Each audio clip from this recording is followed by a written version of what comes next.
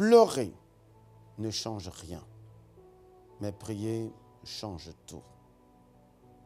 C'est dans cet esprit que moi aussi, je suis allé dans la présence de Dieu pour essayer d'avoir quelque part une interprétation prophétique de la situation dans laquelle nous nous trouvons aujourd'hui, afin de comprendre à la lumière de sa parole et dans l'inspiration du Saint-Esprit, qu'est-ce que Dieu voulait dire à son Église.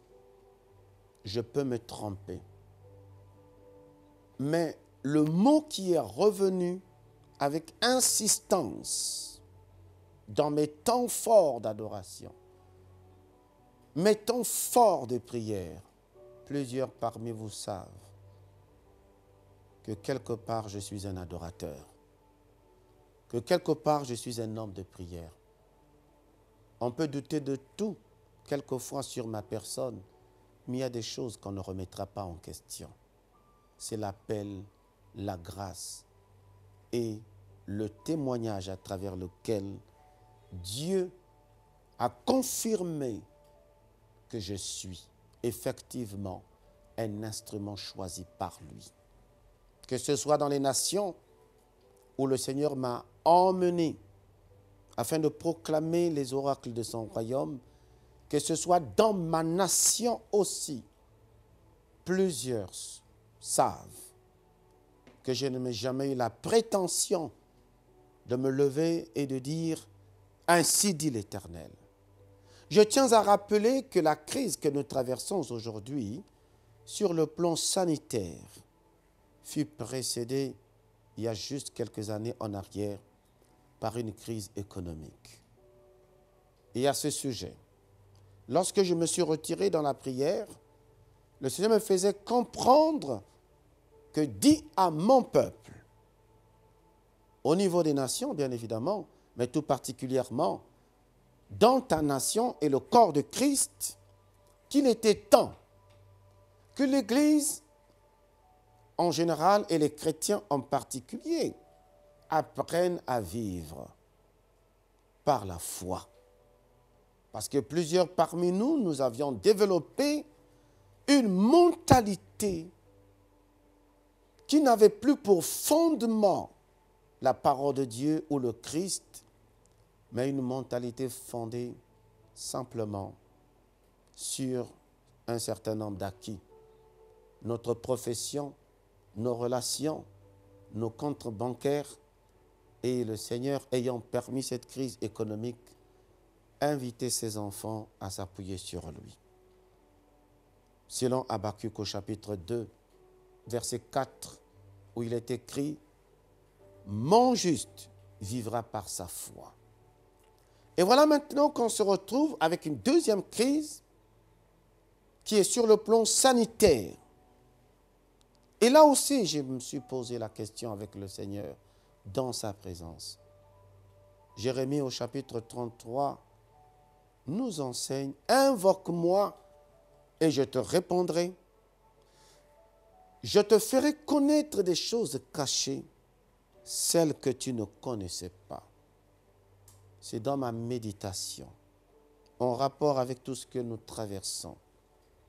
J'ai été conduit par le Seigneur dans une dimension qui me dépasse. Mais le principe reste le même. Je vous invite à lire avec moi dans Matthieu au chapitre 19, à partir du verset 1. Il s'agit de l'enseignement du Seigneur au sujet du divorce. Alors, vous allez me dire, quel rapport y a-t-il entre le divorce et ce que nous sommes en train de vivre aujourd'hui?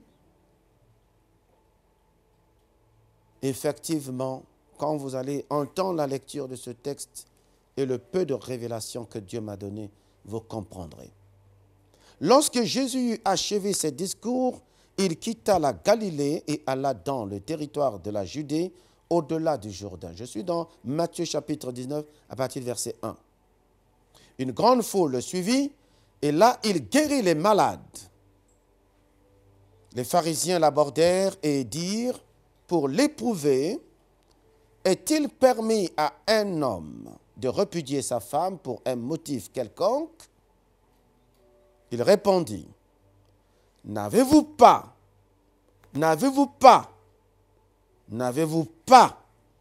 lu que le Créateur, au commencement, fit l'homme et la femme. Au commencement, il n'y avait pas l'homosexualité.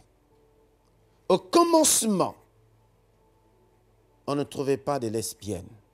Au commencement, retenez cette expression parce que c'est celle sur laquelle le Seigneur a insisté dans mon esprit. Va leur dire, au commencement, moi le Créateur, j'ai fait l'homme et la femme. Et qu'il dit, c'est pourquoi l'homme quittera son père et sa mère et s'attachera à sa femme et les deux deviendront une seule chair. C'est pourquoi l'homme quittera et s'attachera et les deux deviendront. Le principe n'a pas changé. Quitter, s'attacher, devenir.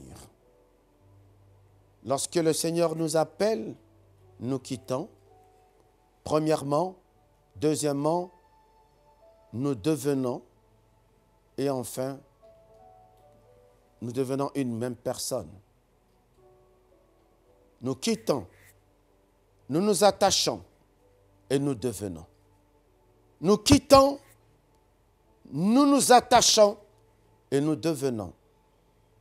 Mais la plupart d'entre nous, chrétiens, Église, est-ce que nous avons réellement quitté pour que l'on puisse s'attacher et devenir? Ainsi, ils ne sont plus deux. Ainsi, le chrétien et le Seigneur ne seront plus deux. L'Église et le Seigneur ne seront plus deux. Mais ils sont une seule. Une seule. Que l'homme donc ne sépare pas ce que Dieu a joint. En d'autres termes, que l'homme ne réfléchisse pas à la place de Dieu. Que l'homme ne fasse pas ce que Dieu ne lui a pas demandé de faire. Que l'homme ne puisse pas créer ou inventer des choses qui vont pouvoir remettre en question le commencement. Le commencement. Pourquoi donc, lui dirent-ils, Moïse a-t-il prescrit de donner à la femme une lettre de divorce et de la répudier? Il leur répondit, pourquoi donc le monde a-t-il changé? Pourquoi donc les choses ont changé? Pourquoi donc l'Église a évolué dans les circonstances que nous connaissons aujourd'hui? Pourquoi les nations sont-elles devenues ce qu'elles sont?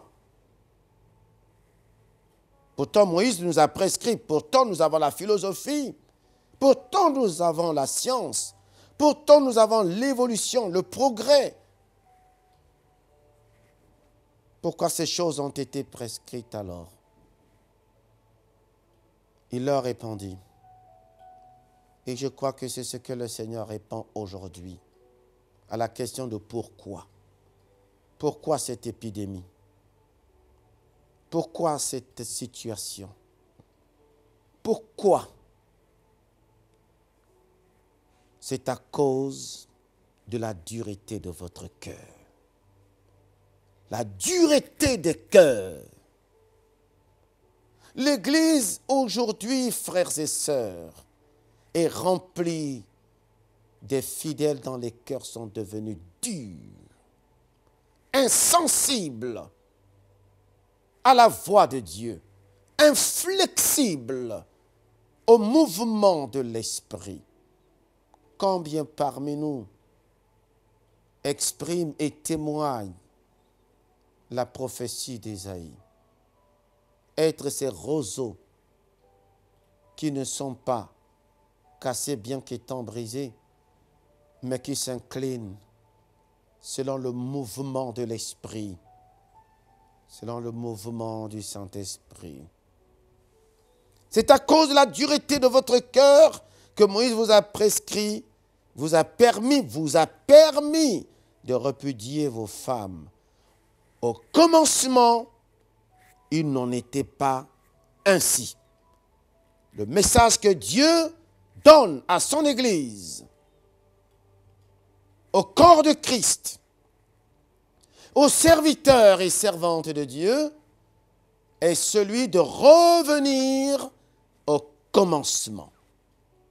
Au commencement du ministère, au commencement de l'Église, au commencement de toutes choses, au commencement même de ton mariage, au commencement de ton appel, au commencement de ta vie chrétienne.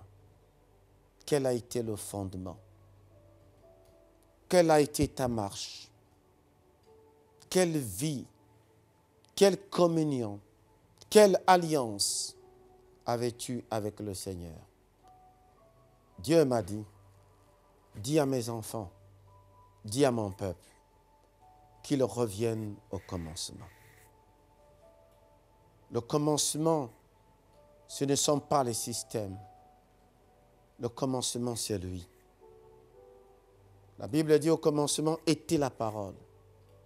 C'est la parole qui doit être maintenant au commencement.